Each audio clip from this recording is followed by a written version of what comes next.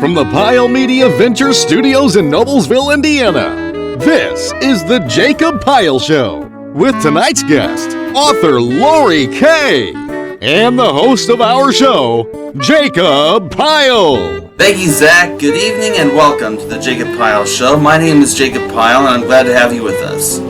For the next 30 minutes, unscripted conversations, but with a difference.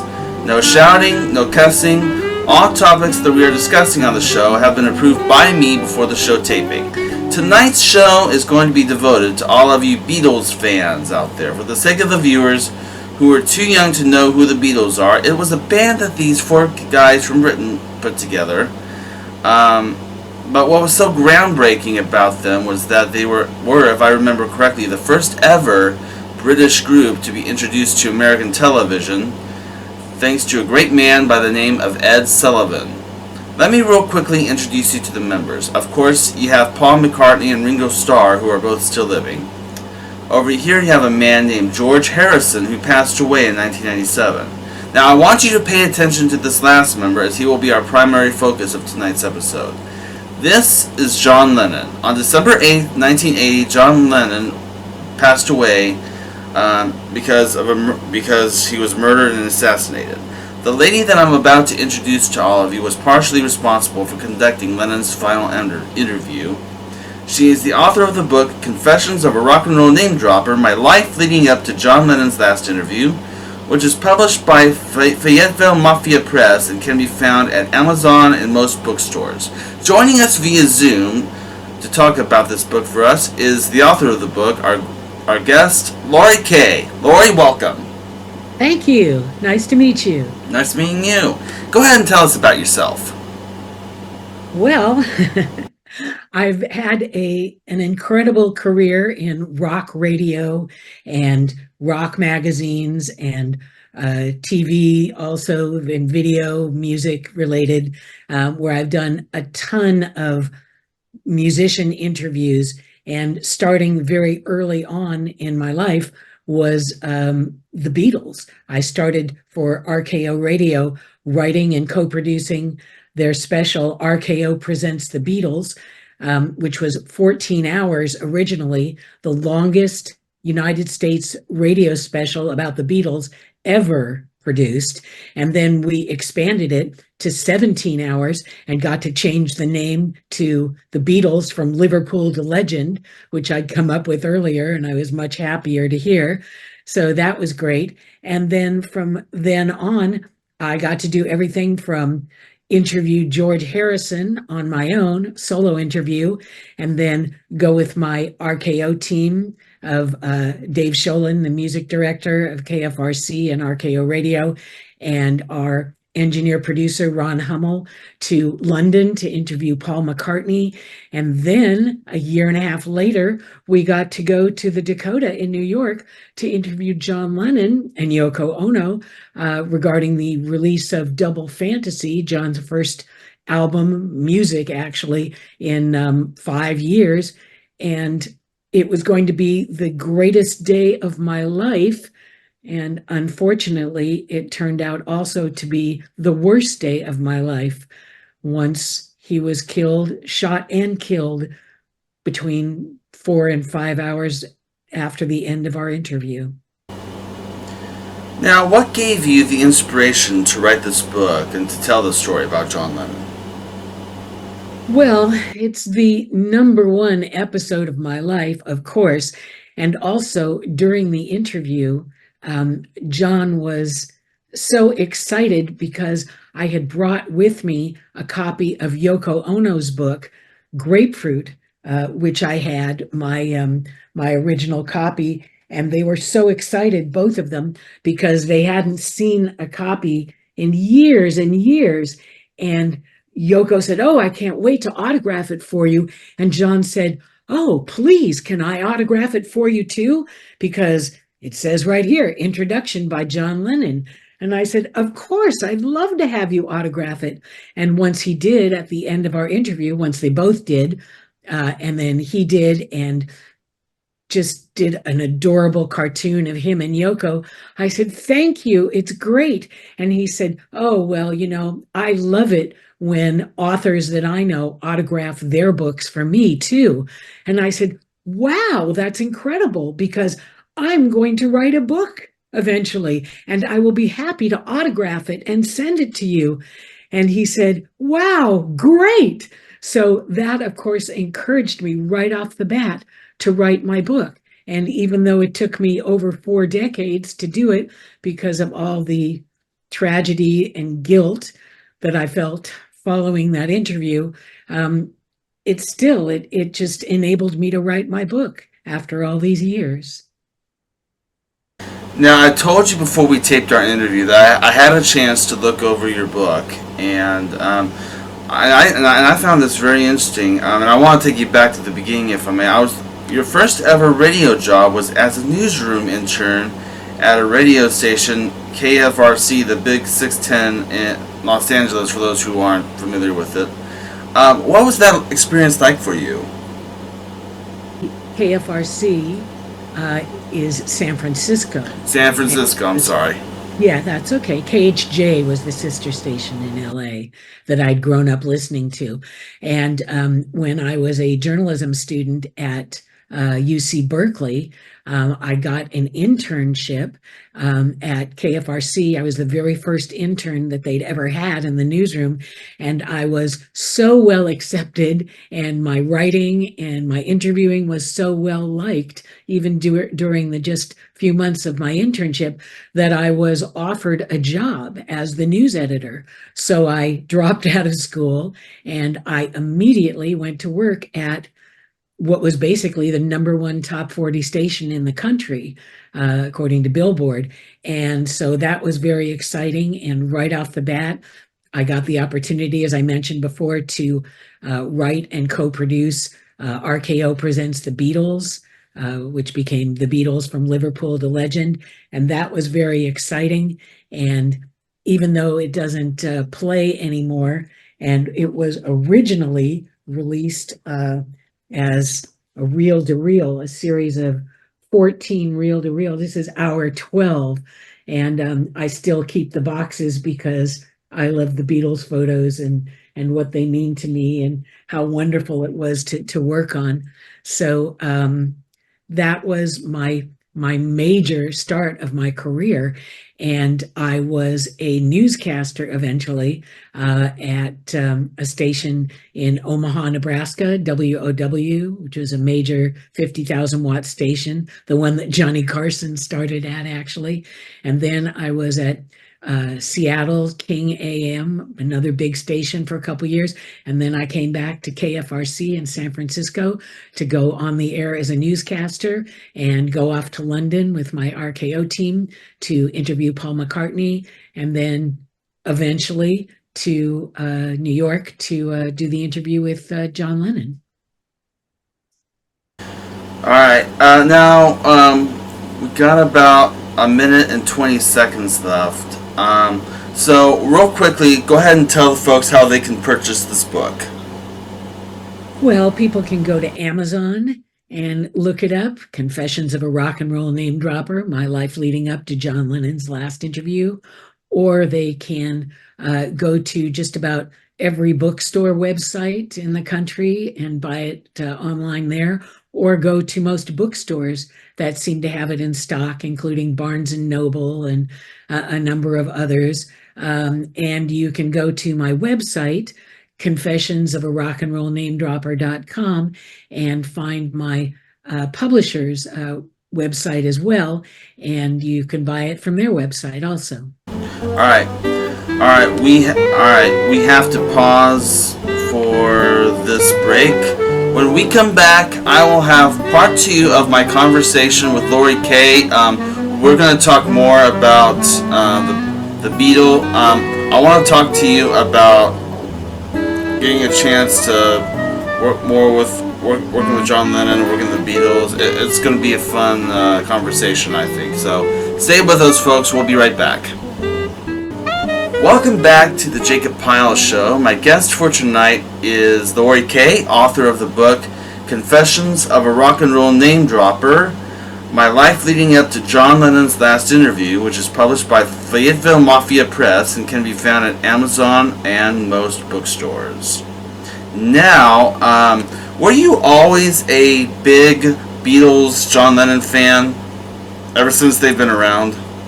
I was a huge Beatles fan. And actually, I was a huge rock and roll music fan since I'd been a toddler, because as I mentioned in my book, I was raised in a very dysfunctional family, and much like John Lennon, actually. And what I wanted to do to distract myself from the problems I was having, even as a really little kid, was listen to music. So I was able to get a transistor radio with earphones, earplugs, and listen to it all night. So even before the Beatles, I was listening to everybody from Elvis Presley to Little Richard, and then the Beach Boys, and then the Beatles hit the radio. And it was so exciting to hear their music. And like you mentioned before, when they finally came on the Ed Sullivan Show, I got to really see them other than just in pictures on album covers. So it was thrilling. Now, what led you to conducting what you did not know? I think you might have touched up on this earlier in the interview here, but what led you to conducting what you didn't know at the time was John Lennon's final interview? Of course not. I was very excited to conduct the interview. I was overflowing with excitement, as I say in the first chapter of my book, because the anticipation and disbelief as I approached the Dakota Apartments on Manhattan's Upper West Side was just awesome. I didn't even feel like my feet were hitting the ground as we walked up to the Dakota entrance. I felt like it was about to become the best day of my life I could ever even begin to imagine, and that I was truly the luckiest person on the planet about to meet my idol. And what was that? What was that experience like for you? It was awesome. It was like making two friends right off the bat that I thought would be my friends for life. And that's part of the tragedy, is that was the first and only time I got to hang out with them, even though towards the end of the interview, we all made plans to get together in a couple of weeks when John and Yoko were going to be in San Francisco. We were all going to go out to dinner at what was Yoko Ono's favorite Japanese restaurant in San Francisco. And I was just looking forward to talking more with them about everything we had in common. And it just hurt me so badly, of course, that I never got to do that. We still have about 6 more minutes. Do you have any other amazing John Lennon stories or Beatles stories that you would like to share as we're talking about this? And I think you might have mentioned some. I don't know if you, if you ever, anyway. But like I said, go purchase her book, because I'm sure there's probably a lot of interesting stories in there. But do you have any other amazing stories about John Lennon or the Beatles that later on that you'd like to share? Well, I not only described the interview from top to bottom in my book, but the bulk of the quotes from the interview as well, the hours-long interview. And John had so many amazing and wonderful quotes, and he was so complimentary and validating to me. It was wonderful, like nothing I'd ever experienced in my life before, especially, as I mentioned, being raised by a very difficult family. And so every time John liked a question I asked, or an answer that I gave him when he asked me something, he would say, "Yes, love, exactly." And I would feel so incredible to hear this. And he would look at me, and his famous round glasses, he would push down his nose, look at me over them, and smile. And we were sitting right next to each other on a love seat, and it was like a dream come true. It was so exciting and so thrilling. And the very first part of our interview with John, who came in after we had sat down with Yoko, because he was still upstairs taking pictures for Rolling Stone for a while, when he came down, the first thing that he was asked about was his daily life and raising his son Sean with Yoko and what that was like. And he went on quite a bit about it because the guys in our RKO team and the executive from Warner Brothers Geffen Records, Bert Keane, wanted to know because they were both in relationships, and Bert had a son about the same age of Sean. So he wanted to know how John was raising him. So John kind of went on and on about it. And then finally he said, "What are we doing here? Are we here to talk about music or raising children?" And I laughed and I said, "Exactly. I want to ask you about getting the urge to make music again." And as I emphasized this, John burst out in laughter, and he was super loud and funny and affectionate. And he came up to me and said, "Oh, it came to me all over a sudden, my love. I don't know what came over me." Everyone in the room started laughing while I reacted confidently to his endearing response. I said, "I know, it was like you were possessed." And he said, smiling, "I was possessed by this rock and roll devil, you know." And more laughter from everybody in the room. And he said, "Was that your question?" And he asked that very politely. And he said, "Did I interrupt you?" And I said, "No, you got it." And I told him that, smiling like crazy as he and Yoko went on to discuss their work and the love that went into creating their album Double Fantasy, which they were both so happy with. And then John said, "Just suddenly I had, like, if you'll pardon the expression, diarrhea of creativity." And again, everybody started laughing. And it just made me think, wow, John really knew how to respond to everything I said and asked him. And it just made me feel so great throughout the entire interview. Sounds like he had a. Sounds like it was a good. It was a. Yeah. It sounds like it was a great experience for you. It was. It was an amazing experience. And I would have to say, without a doubt, the most amazing rock musician interview I've ever taken part in. Even though there were so many that I loved and had a great time doing, the John Lennon interview was incredible, and not just because he was assassinated shortly after. Yeah. I gotta. I want to get your thoughts on this before we go to break. We've still got about a minute and a half left. Just recently, Paul McCartney and Ringo Starr, and using, I guess, archival footage of John Lennon and George Harrison, created this brand new Beatles album. I don't know how they did it. I think they might have used AI or something. I don't know if you had a chance to hear it. I can't remember the name of it, but I've heard of it on the news. What were your did you get a chance to listen to it, and if so, what did you think of it? Absolutely. And the song Now and Then is just beautiful, and it just makes my heart grow so big every time I hear it. I play it a lot at home, and it's wonderful. It's almost like thinking to myself, wow, they are all still alive, and wow, they're still a group. And even though that's sadly not true, either one, it's still beautiful to be able to hear something that I didn't listen to my entire life since I was a little kid, like I Want to Hold Your Hand, that kind of thing. So it's amazing. Good for Paul to be able to do that. It's so cool. Yeah. All right.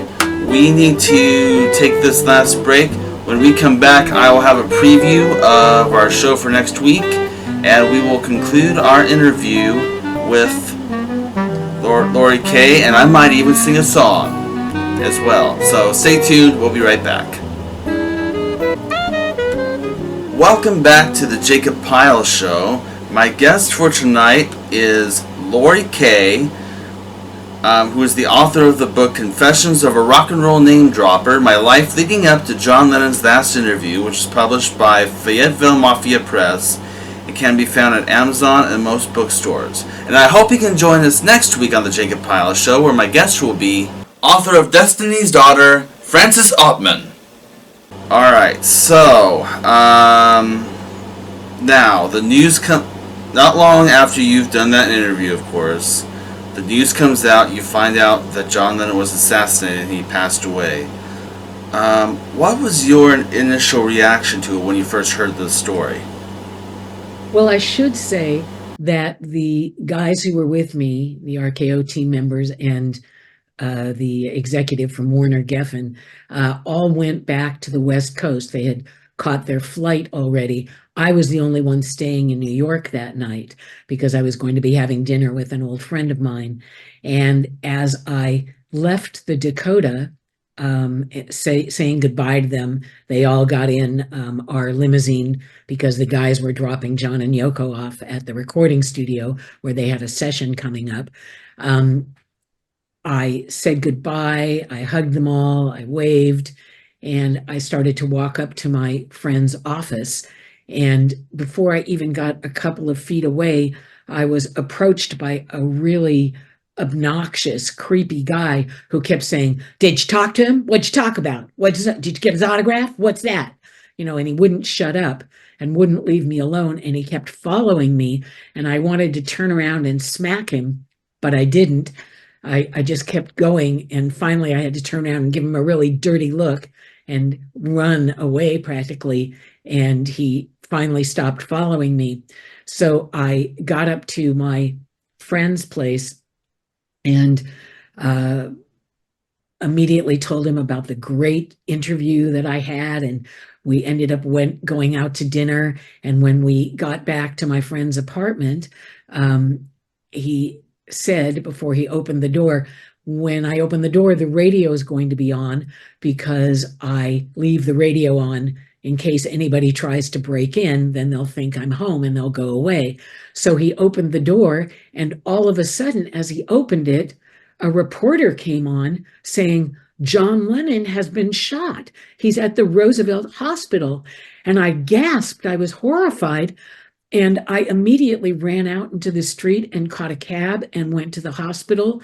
And there was a big glass front door, and I looked right through it, and there was Yoko holding on to somebody who was obviously a very good friend of hers, and crying, sobbing hysterically.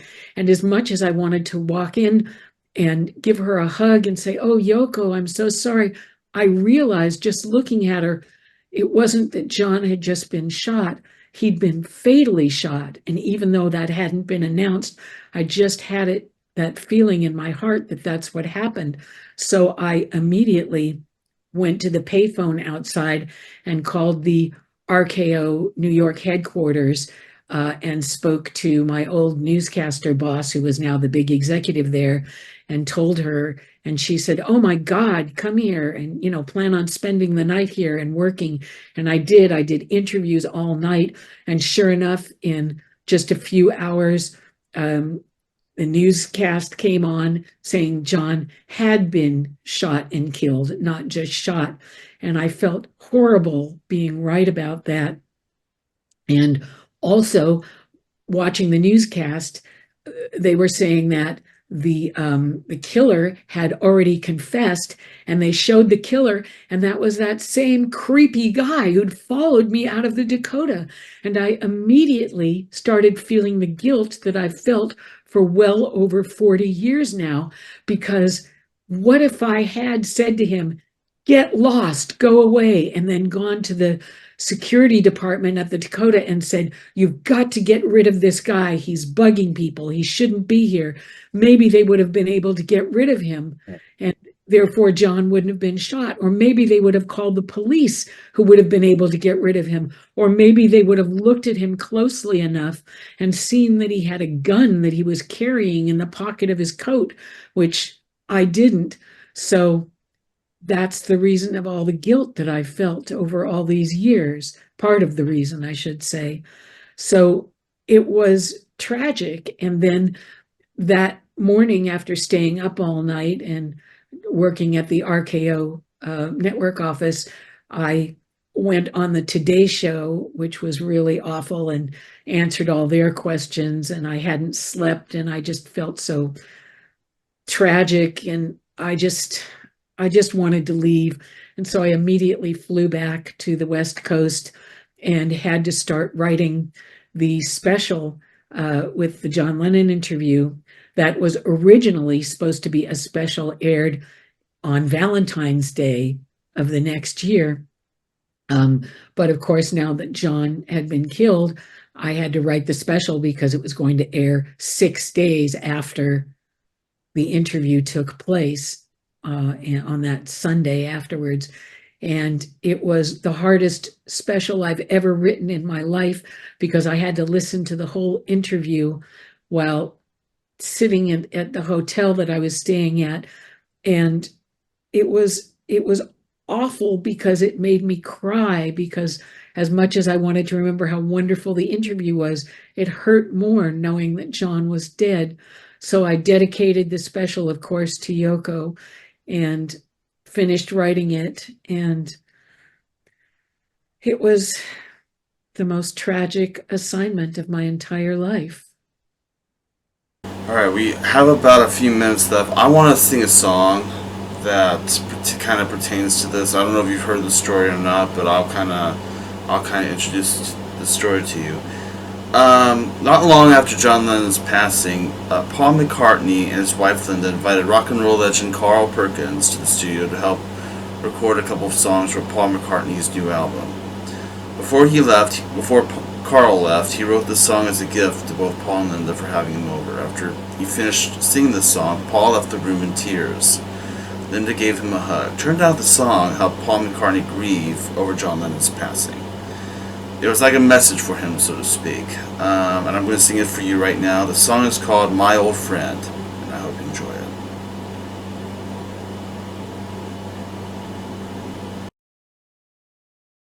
On the Isle of Montserrat, no, I never shall forget. Just a country boy, a guitar, and a song. You invited me in, and you've treated me like kin, and you've given me a reason to go on. My old friend, thanks for inviting me in. My old friend, may this goodbye never mean the end. And if we never meet again this side of life, in a little while over yonder, where it's peace and quiet, my old friend, won't you think about me every now and then?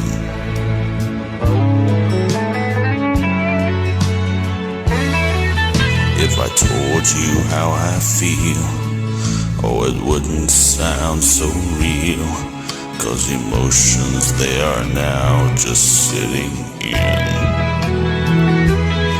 But it sure is great to know that wherever we may go, we can always be the best of friends. My old friend, thanks for inviting me in. My old friend, may this goodbye never mean the end.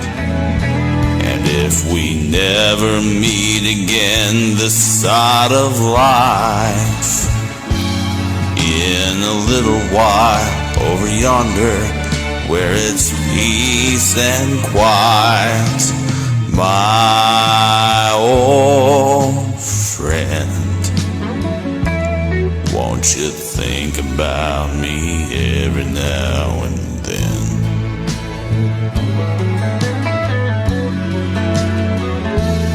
And I'll think about you, my old friend.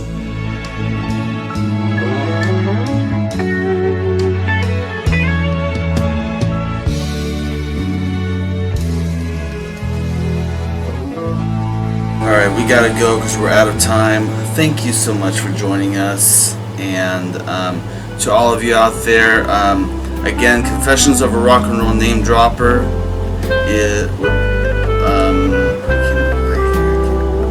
My life leading up to John Lennon's last interview is published by Fayetteville Mafia Press and can be found at Amazon and most bookstores. I'll be back next week with another guest to talk to. Until then, for Laurie Kay, Zach Brown, and all of us on the Jacob Pyle Show, I'm Jacob Pyle. Thank you all for watching, and good night, everybody.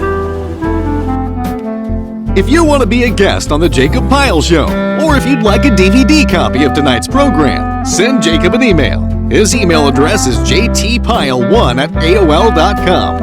Or if you're ordering a DVD copy of tonight's program, send $10 check or money order to the Jacob Pyle Show, care of Pyle Media Ventures, Post Office Box 154, Noblesville, Indiana 46061. Please include the air date seen on your screen when ordering. Residents outside of Indiana add $5 shipping and handling.